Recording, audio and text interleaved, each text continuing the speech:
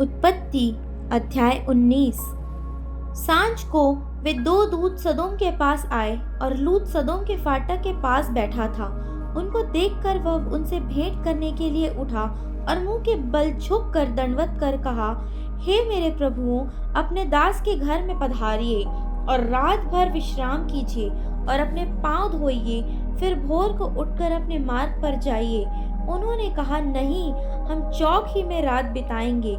पर उसने उनसे बहुत विनती करके उन्हें मनाया, इसलिए वे उसके साथ चलकर उसके घर में आए और उसने उनके लिए भोजन तैयार किया और बिना खमीर की रोटियां बनाकर उनको खिलाई।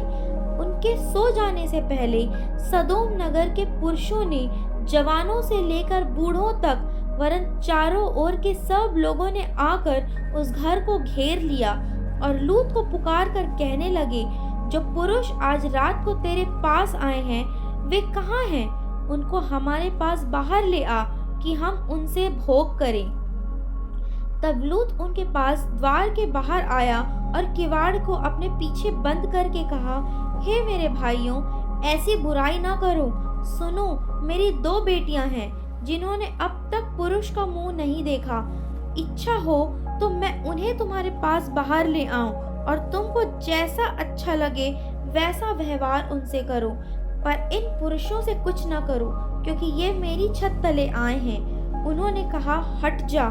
फिर वे कहने लगे, तू एक परदेशी होकर यहाँ रहने के लिए आया, पर अब न्याय भी बन बैठा है, इसलिए अब हम उनसे भी अधिक तेरे साथ बुराई करेंगे। और वे उस पुरुष लूत को बहुत दबाने लगे और किवाड़ तोड़ने के लिए निकट आए। तब उन अतिथियों ने हाथ बढ़ाकर लूत को अपने पास घर में खींच लिया और किवाड़ को बंद कर दिया। और उन्होंने क्या छोटे क्या बड़े सब पुरुषों को जो घर के द्वार पर थे अंधा कर दिया। अतः वे द्वार को टटोलते टटोलते थक गए। फिर उन अतिथियों ने लूत से पूछा, यहाँ तेरा और कौन कौन है?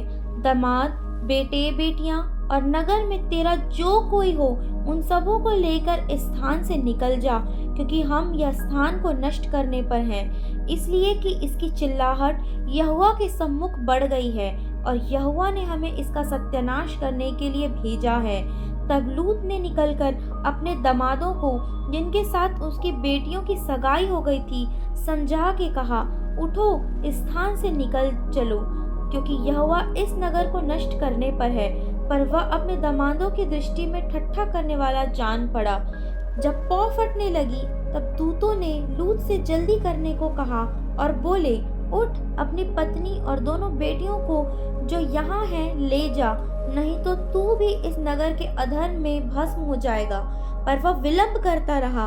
इस पर उन पुरुषों ने उसका और उसकी पत्नी और दोनों बेटियों के हाथ पकड़े, क्योंकि यहोवा की दया उस पर थी, और उनको निकाल कर नगर के बाहर कर दिया।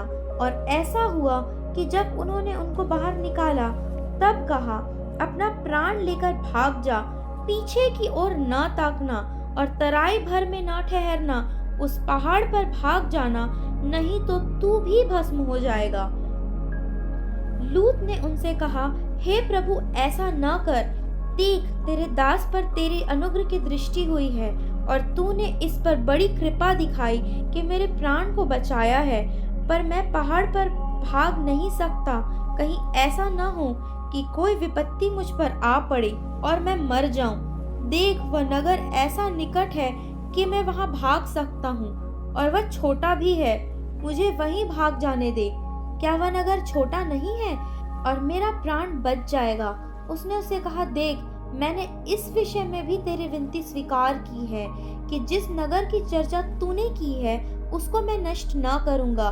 फुर्ती से वहां भाग जा, क्योंकि जब तक तू वहां न पहुंचे तब तक मैं कुछ न कर सकूंगा। इसी कारण उस नगर का नाम सोअर पड़ा। लूत के सोअर के निकट पहुंचते ही सूर्य पृथ्वी पर उदय हुआ।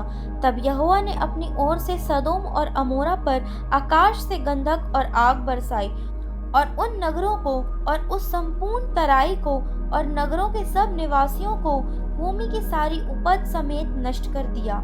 लूत की पत्नी ने, जो उसके पीछे थी, दृष्टि फेर के पीछे की ओर देखा और वह नमक का खंभा बन गई भोर को अब्राहम उठकर उस स्थान को गया जहाँ वह यहोवा के सम्मुख खड़ा था, और सदोम और अमोरा और उस तराई के सारे देश की ओर आंख उठाकर क्या देखा कि उस देश में से धधकती हुई भट्टी का सा धुआं उठ रहा है।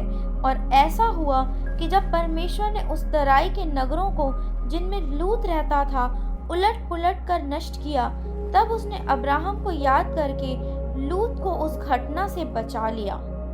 फिर लूत ने सोअर को छोड़ दिया और पहाड़ पर अपनी दोनों बेटियों समेत रहने लगा, क्योंकि वह सोअर में रहने से डरता था। इसलिए वह और उसकी दोनों बेटियां वहां एक गुफा में रहने लगी।